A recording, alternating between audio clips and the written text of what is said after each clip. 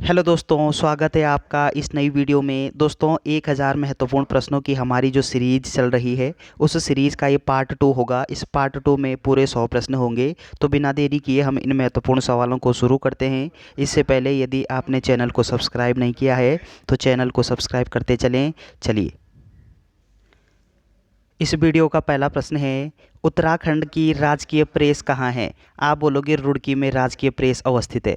अगला प्रश्न है, उत्तराखंड में किस वर्ष को 7 फिल्मों के प्रदर्शन के लिए याद करते हैं? आपका सही आंसर होगा वर्ष 2004 को। अगला प्रश्न है, बद्री विशाल नामक दैनिक समाचार पत्र प्रकाशित होता था। तो बद्री विशाल जो समाचार पत्र है, ये दैनिक समाचार पत्र है और इसका प्रकाशन हरिद्वार से होता था। अगला प्रश्न है, संकल्प खेतवाल का संबंध किससे है? आप बोलोगे संगीत से संकल्प खेतवाल संबंधित हैं। अगला प्रश्न है, बीज बचाओ आंदोलन के प्रवर्तक कौन है? आप बोलोगे विजय जड़धारी, ये बीज बचाओ आंदोलन के प्रवर्तक के रूप में जाने जाते हैं। अगला प्रश्न है कि चांदी उत्तराखंड के किस स्थान में पाई जाती है? आप बोलोगे अल्मोड़ा में चांदी पाई जाती है। अगला प्रश्न है, भूना बुग्याल कहाँ स्थित है? आप बोलोगे चमोली में भूना बुग्याल स्थित है। अगला प्रश्न है, छाना बिलोरी स्थान कहाँ अवस्थित है? आप बोलोगे छाना बिलोरी नामक जो स्थान है, ये बागेश्वर में अवस्थित है। अगला प्रश्न है, Garhwal motor owners union limited की स्थापना किस वर्ष हुई? आपका सही आंसर होगा 1941 में। अगला प्रश्न है, शिखर फॉल, तो शिखर नामक जो फॉल है ये कहाँ पर अवस्थित है? आप बोलोगे देहरादून में। अगला प्रश्न है कि उत्तराखंड की ढोल सागर नामक पुस्तक के लेखक कौन है? तो आप बोलोगे केशव दास अनुरागी, इनके द्वारा उत्तराखंड की ढोल सागर नामक पुस्तक लिखी गई है। अगला प्रश्न है, उत्तराखंड में किस जनपद में सबसे अधिक किलोमीटर रेलवे लाइन है? तो सबसे अधिक रेलवे लाइन ये किस जनपद में है? आप बोलोगे हरिद्वार में। अगला प्रश्न है कि प्रधानमंत्री ग्राम सड़क योजना का राज्य में शुभारंभ कब हुआ? आप बोलोगे कि 25 दिसंबर सन 2000 को प्रधानमंत्री ग्राम सड़क योजना का उत्तराखंड राज्य में शुभारंभ होता है। अगला प्रश्न है कि देहरादून हरिद्वार रेलवे लाइन कब प्रारंभ हुई? तो आप बोलोगे वर्ष 1900 में। अगला प्रश्न है कि 52 गढ़ों में पहला गढ़ कौन सा माना जाता है? तो उत्तराखंड में 52 गढ़ों में पहला जो गढ़ है ये नागपुर गढ़ माना जाता है। अगला प्रश्न है, जौनसारी में महासू के रूप में पूजित है। तो महासू के रूप में किसको पूजते हैं? आप बोलोगे शिव को पूजते हैं। अगला प्रश्न है, मैसी जलप्रपात कहाँ अवस्थित है? आपका सही आंसर है देहरादून में। अगला प्रश्न है कि केंद्र सरकार ने पवन चक्की को लघु उद्योग का दर्जा कब दिया? आपका सही आंसर होगा कि वर्ष 2001 में पवन चक्की को लघु उद्योग के रूप में दर्जा दिया गया है। और पवन चक्की को हम दूसरे नाम से किस नाम से जानते हैं? आप बोलोगे घराट नाम से। अगला प्रश्न है, लघु उद्योग सेवा संस्थान कहाँ अवस्थित है? आप बोलोगे हल्द्वानी में उद्योग सेवा संस्थान अवस्थित है। अगला प्रश्न है कि किलवरी नामक पर्वत चोटी कहाँ स्थित है? तो किलवरी नामक जो पर्वत चोटी है ये नैनीताल में अवस्थित है। अगला प्रश्न है, उत्तराखंड हथकरघा और हस्तशिल्प विकास परिषद द्वारा किस ब्रांड के नाम से उत्पाद विक्रय किए जाते हैं? तो हिमाद्री नाम से इसका विक्रय होता है। अगला प्रश्न है कि राज्य में नई औद्योगिक नीति की घोषणा कब की गई थी? तो नई औद्योगिक नीति की घोषणा ये वर्ष 2003 में होती है उत्तराखंड में। अगला प्रश्न है, उत्तराखंड जीएसटी बिल पारित करने वाला कौन सा राज्य था? तो उत्तराखंड 5वां राज्य था जिसने जीएसटी बिल को पारित किया था। अगला प्रश्न है, भारत हैवी इलेक्ट्रिकल्स कहाँ अवस्थित है? आप बोलोगे हरिद्वार में अवस्थित है।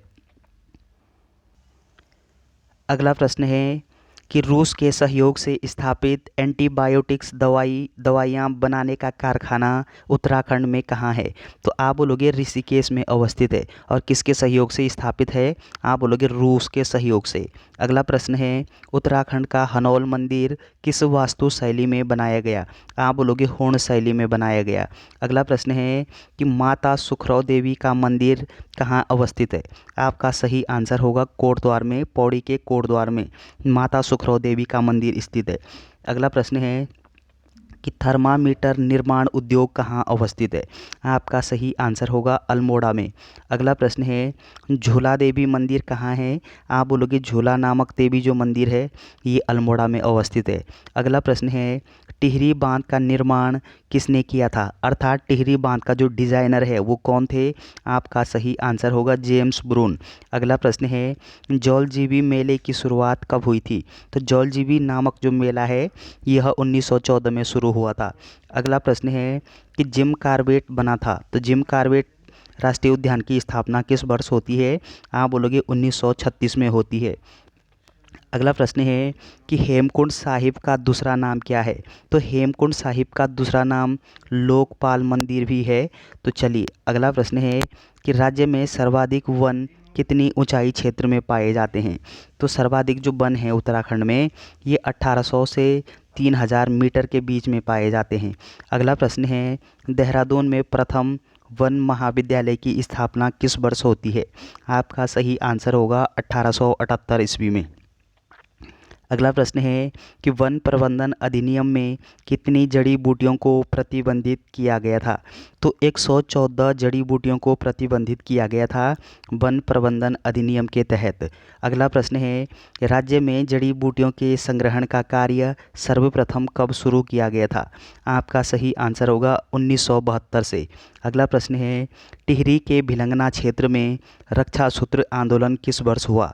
तो रक्षा सूत्र आंदोलन ये किस क्षेत्र में हुआ। आप बोलोगे टिहरी के भिलंगना क्षेत्र में। और कब होता है। आपका सही आंसर है 1994 में। अगला प्रश्न है कि गणरत्न सम्मान किस क्षेत्र में दिया जाता है। तो गणरत्न सम्मान ये पर्यावरण के क्षेत्र में प्रदान किया जाता है। अगला प्रश्न है कि फॉरेस्ट स्कूल ऑफ देहरादून का नाम इम्पीरियल फॉरेस्ट स्कूल कब कर दिया गया है। तो आपका सही आंसर होगा 1884 ईस्वी में। अगला प्रश्न है किस पौधे के तेल निकालकर भोटिया लोग खाते हैं। तो उत्तराखंड की भोटिया जनजाति ये किस पौधे से तेल निकाल करके उसका उपयोग खाने के रूप में करती है। आप बोलोगे भैंकल नामक पौधे का। अगला प्रश्न है राज्य में पशु चारा उपलब्ध कराने वाला वृक्ष कौन सा है। आप बोलोगे बांज वृक्ष है। अगला पॉइंट क्या ध्यान रखना है कि बांज वृक्ष को उत्तराखंड में हरा सोना नाम से भी जानते हैं। अगला प्रश्न है गढ़वाल क्वीन किस पर्वत को कहते हैं। तो गढ़वाल क्वीन नीलकंठ पर्वत को कहा जाता है। अगला प्रश्न है दक्षिण गढ़वाल का गढ़केसरी किसको कहते हैं। आपका सही आंसर है केदार केसर सिंह रावत को। अगला प्रश्न है पहाड़ का गांधी किसको कहते हैं। तो पहाड़ का गांधी नाम से हम जसवंत सिंह बिष्ट को जानते हैं। अगला प्रश्न है कि टिहरी परियोजना हेतु रूस से समझौता कब हुआ। आपका सही आंसर होगा वर्ष 1986 में। टिहरी परियोजना के लिए किसके साथ समझौता होता है। आप बोलोगे सोवियत संघ रूस के साथ। चलिए अगला प्रश्न है उत्तराखंड सरकार द्वारा प्रथम खनन नीति की घोषणा किस वर्ष होती है। आपका सही आंसर है वर्ष 2001 में। अगला प्रश्न है शत्रुघ्न मंदिर कहाँ अवस्थित है। तो शत्रुघ्न मंदिर ये देहरादून के ऋषिकेश में अवस्थित है। अगला पॉइंट क्या ध्यान रखना है कि भरत मंदिर कहाँ पर अवस्थित है। आप बोलोगे ये भी ऋषिकेश में अवस्थित है। तो शत्रुघ्न मंदिर और भरत मंदिर ये आपके देहरादून के ऋषिकेश में अवस्थित है। अगला प्रश्न है कि उत्तराखंड जल विद्युत निगम लिमिटेड की स्थापना किस वर्ष होती है। आपका सही आंसर है वर्ष 2001 में होती है। अगला प्रश्न है कि राज्य व उत्तर भारत की प्रथम जल विद्युत परियोजना कौन सी है। तो राज्य की उत्तराखंड की प्रथम जल विद्युत परियोजना गुलोगी जल विद्युत परियोजना है और ये मसूरी में अवस्थित है। अगला प्रश्न है विष्णु प्रयाग जल विद्युत परियोजना चमोली में किस नदी पर अवस्थित है। तो ये अलकनंदा नदी पर बनी गई है। कौन सी। आप बोलोगे विष्णु प्रयाग जल विद्युत परियोजना। अगला प्रश्न है कि राज्य की प्रथम फिल्म महिला निर्देशक कौन थी। आप बोलोगे शालिनी शाह ये प्रथम महिला फिल्म निर्देशक है। ऑप्शन। चलिए अगला प्रश्न है गढ़वाल का दानवीर किसको कहा गया है। तो गढ़वाल का दानवीर घनानंद खंडोड़ी जी को कहा गया है। अगला प्रश्न है किस आंदोलन में केवल अविवाहित युवतियां ही शामिल होती है। तो ये मैती नामक जो आंदोलन है इसमें केवल अविवाहित युवतियां ही शामिल होती है। तो चलिए अगला पॉइंट आपको क्या ध्यान रखना है कि ये जो मैती आंदोलन के प्रणेता के रूप में हम किसको जानते हैं? हाँ बोलोगे कल्याण सिंह रावत को। अगला प्रश्न है उत्तराखंड का चीन वॉल किसे कहते हैं? तो उत्तराखंड का चीन वॉल ये राम बहादुर छेत्री को कहते हैं। तो इम्पोर्टेंट प्रश्न है, ध्यान रखिएगा। अगला प्रश्न है कुमाऊनी बोली के प्रथम भाषा वैज्ञानिक कौन थे? तो कुमाऊनी बोली के प्रथम भाषा वैज्ञानिक ये गंगा दत्त उप्रेती को जाना जाता है। अगला प्रश्न है उत्तराखंड में एक प्रसिद्ध स्थान जिसे द्वितीय फूलों की घाटी कहते हैं। तो ये इस प्रश्न का सही उत्तर आपको बताना है कमेंट बॉक्स में। चलिए अगला प्रश्न है कि किस पंवार शासक की तुलना मोहम्मद बिन तुगलक से होती है? तो मोहम्मद बिन तुगलक से किस पंवार शासक की तुलना की गई है? आप बोलोगे सुदर्शन शाह के द्वारा, सुदर्शन की। अगला प्रश्न है कि कुमाऊं का कुंभकर्ण किसे कहते हैं? तो कुमाऊं का कुंभकर्ण के नाम से हम किस व्यक्ति को जानते हैं? आप बोलोगे कल्याण चंद को। अगला प्रश्न है राज्य में अति हिमीकृत वीर्य उत्पादन केंद्र की स्थापना कहाँ की गई है? आपका सही आंसर होगा श्यामपुर देहरादून में।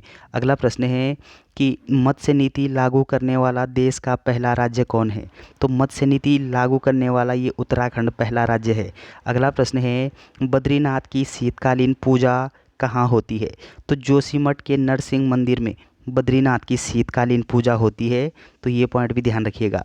अगला प्रश्न है उत्तराखंड का वेद व्यास किसे कहा गया है या फिर किसको कहते हैं उत्तराखंड का वेद व्यास? आप बोलोगे यशोधर मठपाल को उत्तराखंड का वेद व्यास नाम से भी जानते हैं। अगला प्रश्न है गढ़वाल का हातिम ताई किसे कहते हैं? तो कुंवर सिंह नेगी को गढ़वाल का हातिम ताई नाम से भी जानते हैं। अगला प्रश्न है किस शासक की मृत्यु मलेरिया के कारण हुई थी? तो मलेरिया के कारण किस शासक की मृत्यु होती है? आप बोलोगे ललित शाह की मृत्यु होती है मलेरिया के कारण। अगला प्रश्न है भुवन विख्यात उपाधि किसे दी गई थी? तो इच्छर देव को भुवन विख्यात नामक उपाधि प्रदान थी। तो ध्यान रखना है। अगला प्रश्न है सल्ट का गांधी किसको कहते हैं? सल्ट का गांधी आप बोलोगे हरगोविंद पंत को सल्ट का गांधी उपनाम से भी जानते हैं। अगला प्रश्न है गणदेश सेवा संघ की स्थापना किसने की थी? तो गणदेश सेवा संघ की स्थापना ये श्रीदेव सुमन के द्वारा की जाती है। और गणदेश सेवा संघ की स्थापना किस स्थान पर होती है? आप बोलोगे दिल्ली में होती है। कब होती है? 1938 में होती है। तो पॉइंट को ध्यान रखना है। अगला प्रश्न है कालिदास द्वारा रचित किस ग्रंथ में हरिद्वार के कनखल का उल्लेख किया गया है? तो कालिदास के द्वारा वो कौन सा ग्रंथ है जिसमें हरिद्वार के कनखल का उल्लेख है? आप बोलोगे मेघदूत नामक ग्रंथ में। अगला प्रश्न है शैलेश मटियानी का पहला उपन्यास कौन सा था? तो शैलेश मटियानी का जो पहला उपन्यास था वो बोरीवली से बोरी बंदर तक जो ये उपन्यास लिखा गया है शैलेश मटियानी के द्वारा। अगला प्रश्न है मलेरिया वैक्सीन की खोज करने वाले रोनाल्ड रॉस का जन्म कौन से जनपद में हुआ था? तो रोनाल्ड रॉस किस जनपद से संबंधित हैं? आप बोलोगे अल्मोड़ा जनपद से संबंधित हैं। और किसकी खोज की गई है इनके द्वारा? आप बोलोगे मलेरिया वैक्सीन की खोज की गई है। अगला प्रश्न है कि कवि मोलाराम के वंशज किस वंश से संबंधित थे? आप बोलोगे तोमर वंश से संबंधित थे। अगला प्रश्न है कि विश्वभर दत्त चंदौला का संबंध किससे है?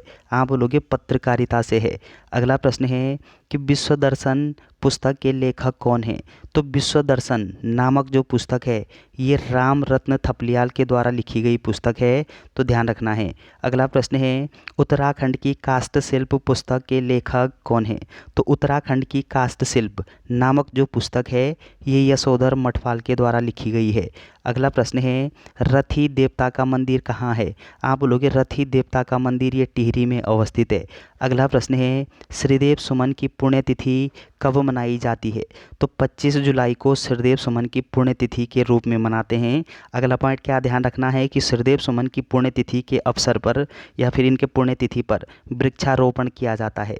अगला प्रश्न है वंदे मातरम का कुमाऊनी भाषा में अनुवाद किसने किया था? तो किसके द्वारा किया गया था? आप बोलोगे हरिराम त्रिपाठी के द्वारा किया गया था वंदे मातरम का कुमाऊनी भाषा में अनुवाद। अगला प्रश्न है विद्यालयी आयुष ग्राम का संबंध किससे है? आप बोलोगे आयुर्वेदिक शिक्षा से है। अगला प्रश्न है उत्तराखंड में डोली सेवा कब से शुरू होती है? तो उत्तराखंड में डोली नामक जो सेवा है इसका शुभारंभ 2012 से होता है। अगला प्रश्न है कि साल, दामामा, बिनाई, मुरियो ये क्या हैं? आप बोलोगे कुमाऊं के वाद्य यंत्र हैं। अगला प्रश्न है कि उत्तराखंड में अंतर्राष्ट्रीय आयुर्वेदिक संस्थान प्रस्तावित है। तो कहाँ पर प्रस्तावित है? आपका सही आंसर है कोटद्वार में। अगला प्रश्न है उत्तराखंड के किस पर्यटन स्थल पर मंडी खोली गई है? तो वो कौन सा पर्यटन स्थल है जिसके ऊपर मंडी खोली गई है? आपका सही आंसर होगा कि चमोली के जोशीमठ में। तो चलो अगला प्रश्न है कि किस चंद्रचंद शासक को धर्मपरायण शासक भी कहते हैं? तो धर्मपरायण शासक किसको कहते हैं? आप बोलोगे बाज बहादुर चंद को। अगला प्रश्न है राजीव गांधी साहसिक खेल अकादमी कहाँ अवस्थित है? आप बोलोगे टिहरी में अवस्थित है। अगला प्रश्न है कि लाल हवेली कहानी के लेखक कौन हैं? तो लाल हवेली कहानी के लेखक ये गौरा पंत हैं, तो ध्यान रखना है। अगला प्रश्न है उत्तराखंड के किस जनपद में गुलाब राय मैदान है जहां पर पशु व्यापार किया जाता है? तो गुलाब राय नामक जो मैदान है ये रुद्रप्रयाग में अवस्थित है और यहाँ पे पशु का व्यापार किया जाता है। अगला प्रश्न है कि मंदाकिनी झरना कहाँ अवस्थित है? तो मंदाकिनी नामक जो झरना है ये उत्तरकाशी जनपद में अवस्थित है। अगला प्रश्न है राज्य गीत लिखने वाले हेमंत बिष्ट का संबंध किससे है? तो हेमंत बिष्ट ये शिक्षक हैं, तो ध्यान रखना है आपको। अगला प्रश्न है किस वृक्ष को वरदान वृक्ष कहते हैं? तो वरदान वृक्ष हम बांज वृक्ष को कहते हैं। और चलिए अगला प्रश्न है उत्तराखंड का अंतिम राजा कौन था? तो अंतिम राजा प्रद्युमन शाह हैं उत्तराखंड के। अगला प्रश्न है कि टिहरी का अंतिम राजा कौन था? तो टिहरी का अंतिम राजा मानवेंद्र शाह हैं। अगला प्रश्न है कि उत्तराखंड में प्रथम वृक्ष पुरस्कार से सम्मानित महिला कौन सी है? आप बोलोगे गौरा देवी हैं। तो चलिए गौरा देवी का संबंध किससे है? आप बोलोगे चिपको आंदोलन से है, अर्थात वन संरक्षण से है। अगला प्रश्न है कि रतवा फर्त्याल किस प्रकार के लोक गाथा हैं? किस प्रकार की लोक गाथा है? आप बोलोगे वीर गाथा है। अगला प्रश्न है कि इस्लाम धर्म की पहली मस्जिद उत्तराखंड में कहाँ बनी? तो अल्मोड़ा में बनती है इस्लाम धर्म की पहली मस्जिद। अगला प्रश्न है कि एशियाई खेलों में स्वर्ण पदक प्राप्त करने वाले प्रथम उत्तराखंडी कौन थे? आप बोलोगे कि ये बहादुर मल थे। अगला प्रश्न है कि मधुगंगा घाटी महोत्सव कब मनाया जाता है? तो मधुगंगा घाटी महोत्सव ये पौड़ी में मनाया जाता है, ध्यान रखना है आपको। अगला प्रश्न है उत्तराखंड का एकमात्र मंदिर जिसके कपाट रक्षाबंधन के दिन खुलते हैं, वो कौन सा मंदिर होगा? आप बोलोगे वंशी नारायण मंदिर। अगला प्रश्न है कि नाला पानी गढ़ कहाँ स्थित है? तो नाला पानी गढ़ ये देहरादून में अवस्थित है। अगला प्रश्न है कि किस गढ़ को गढ़वाल का बारदोली कहते हैं? तो गढ़वाल का बारदोली हम किस क्षेत्र को कहते हैं? आप बोलोगे गुजड़ू को गढ़वाल का बारदोली कहा जाता है और कुमाऊं का बारदोली सल्ट को कहते हैं। तो चलिए ये कुछ 100 महत्वपूर्ण प्रश्न थे। वीडियो अगर आपको अच्छी लगती है तो चैनल को लाइक शेयर कमेंट करना ना भूलें। Thanks for watching.